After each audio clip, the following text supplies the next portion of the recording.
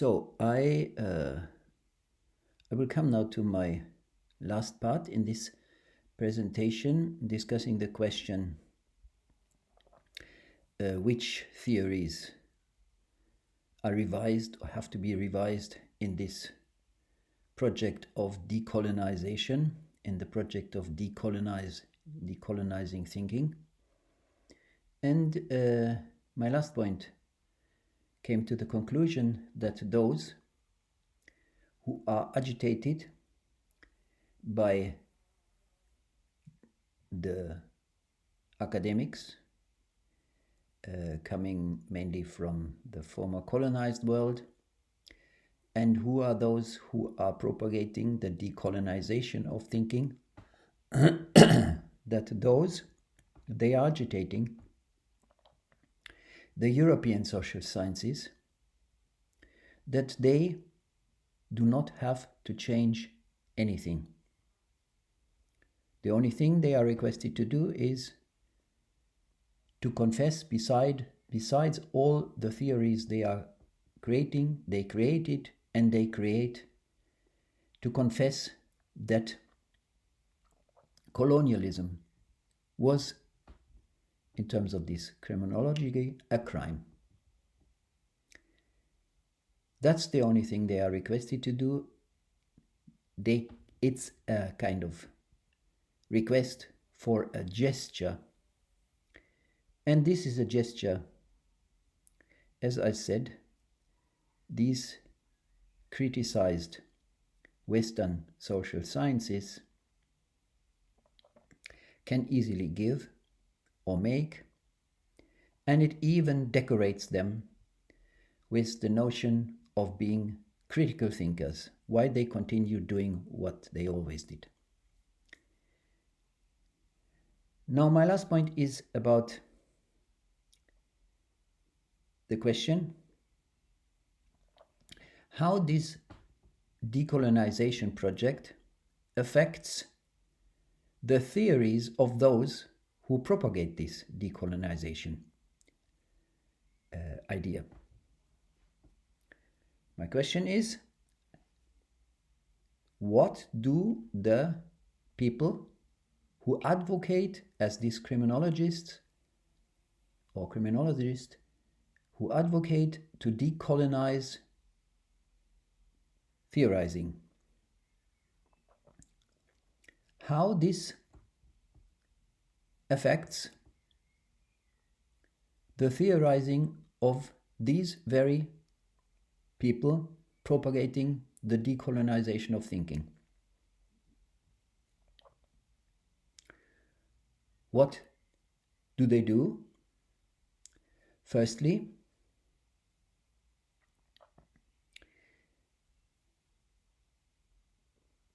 they accommodate their thinking to the ideal of thinking on behalf of humanity. The very ideal, the very moral view that not only extinguishes all the conflicts between people within the society, it also extinguishes all the conflicts, troubles, problems, etc. between all these capitalist societies. It extinguishes all the wars. It extinguishes all conflicts all over the world. It extinguishes war. It extinguishes poverty. It extinguishes simply anything in order to arrive at a shared mission on behalf of humanity.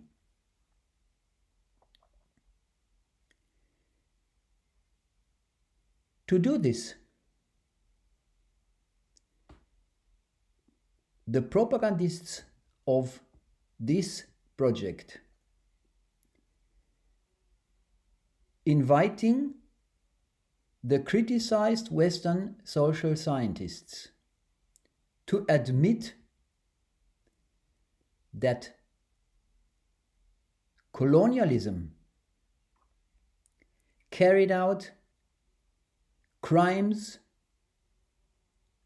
against the colonized people. In order to arrive at this shared view, into which they ask to come, in which they asked all academics across the world to join this project by reinterpreting the very ideology of the Western social sciences, the colonialists, with which they justified all the cruelties against the colonies, the mass murder, invasion, all the things he mentioned. In order to do this,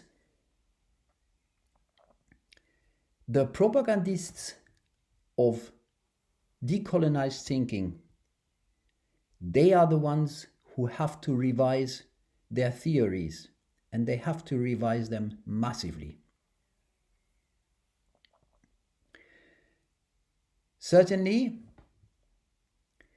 it is not the case that all critical people coming from the colonial world, like this criminologist coming from Nigeria, it is certainly true that not all these people were Marxists, were people who criticized capitalism, who made capitalism responsible for the things he mentions, for the mass murder, invasion, killing, enslavement, etc., etc. Again, it is certainly not everybody in the colonized world. It is not all their thinkers who were Marxists, who were criticizing capitalism and who were making capitalism responsible for what happened during colonialism. But critiquing capitalism was the main way of opposition against the colonizers. And in order to offer the theories from the colonizers and the today's imperialists, those European social scientists,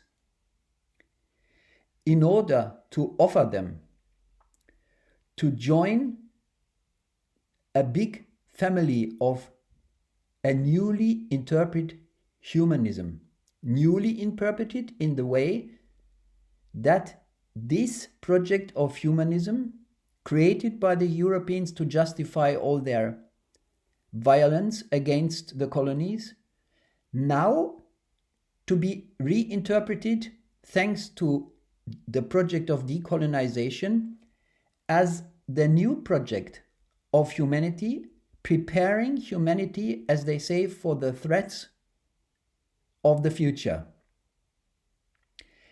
and preparing them in the way that they somehow update their morality by confessing that the colonialists have done anything bad, something that doesn't go together with humanity. That's how they want to see it. Interpreting this project of humanity in this direction. This is what the project of decolonization asks the scientists across the world to do in order to wash away a stain they find in their morality. And in order to advocate this,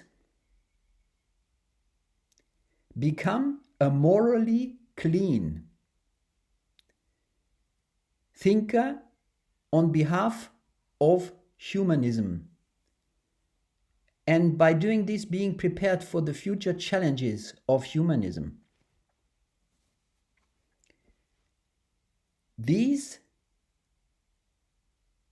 advocates of decolonizing thinking in this sense throw overboard what has been the theoretical basis of their opposition and their critique of capitalism throughout the whole period of fighting against colonialism. It was their critique of capitalism that guided their battles against colonialism and their fights to become independent states.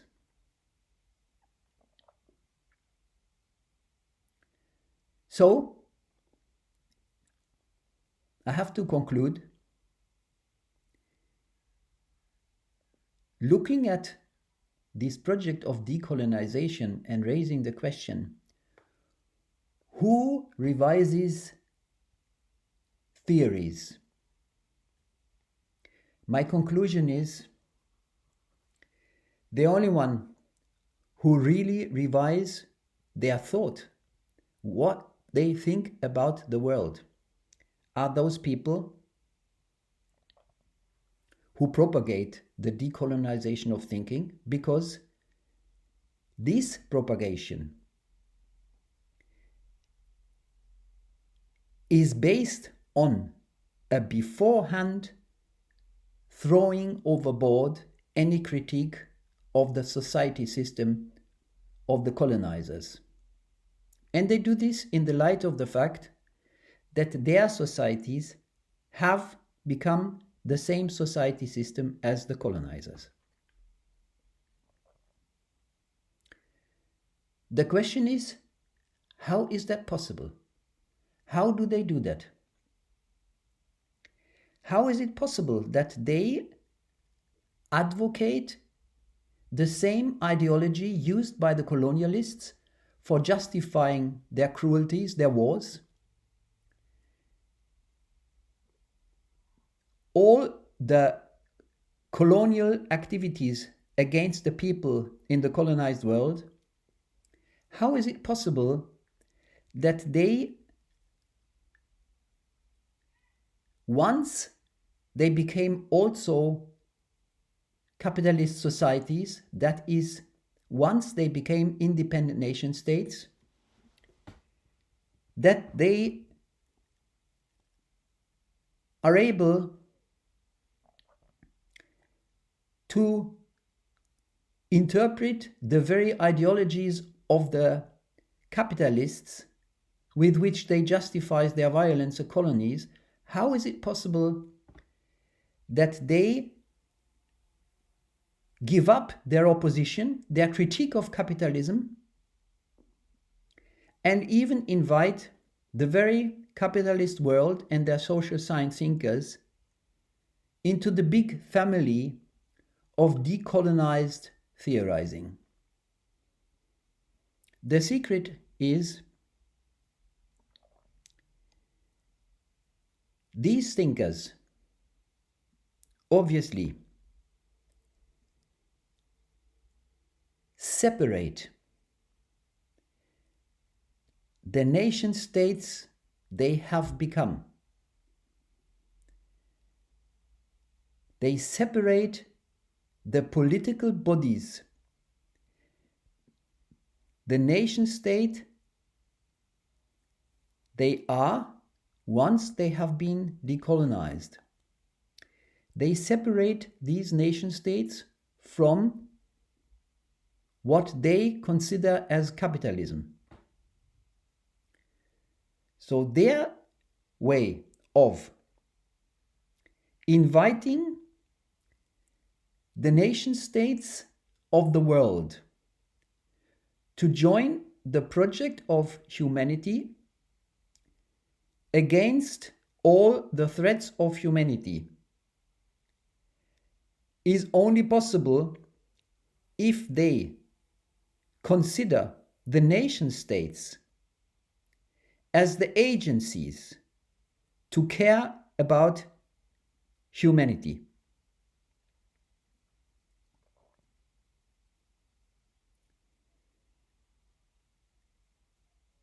And this brings me to my last point.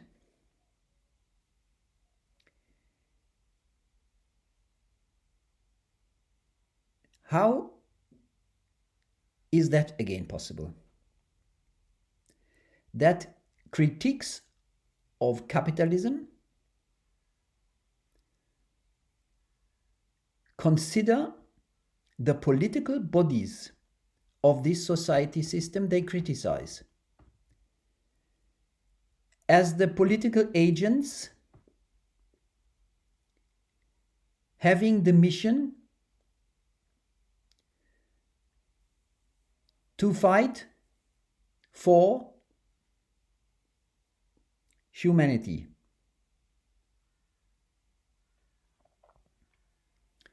I don't want to go too much in details, but just say two things. This, to interpret the political part, the political body, the nation state of capitalism as a neutral political body to which they attribute against all the reality they observe, the reality in which it is all these nation states across the world, the nation states from the imperial world as the nation states in the former colonized world, who continue the oppression of the people in the former colonized world, now independent states. I don't want to argue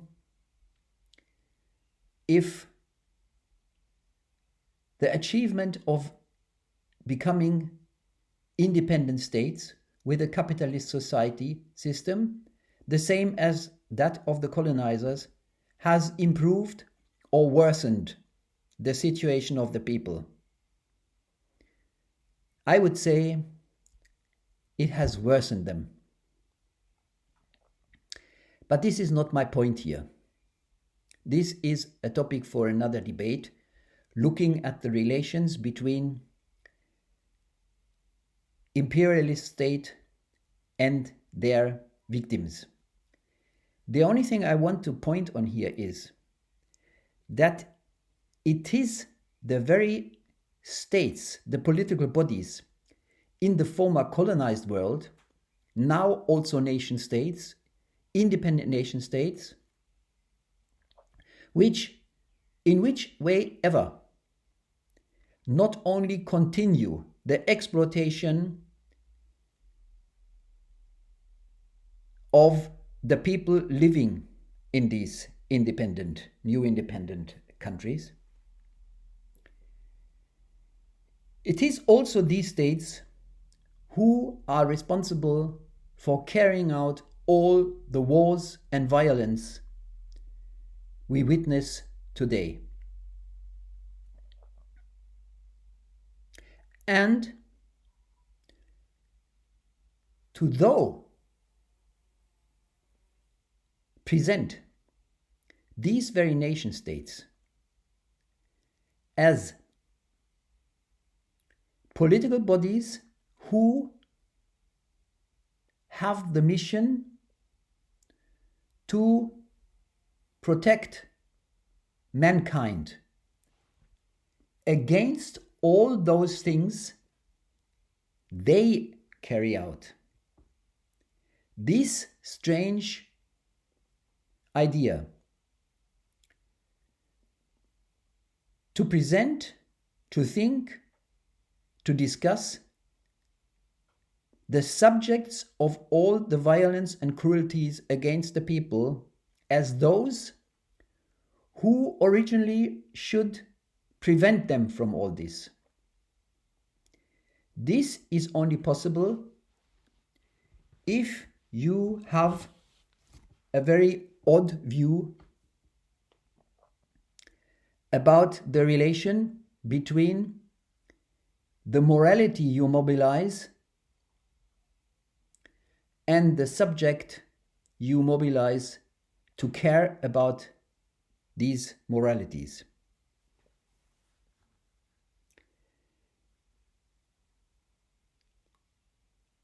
It is a drama, but it is the case that coming to this odd view about nation states practically carrying out all the violence against the people and considering them as having the mission to protect them against exactly what they are doing. Coming to such a conclusion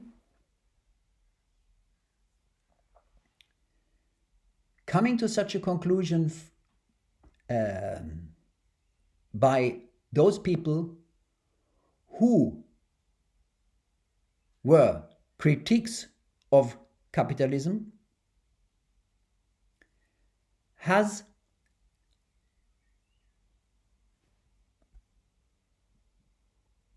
what's happening?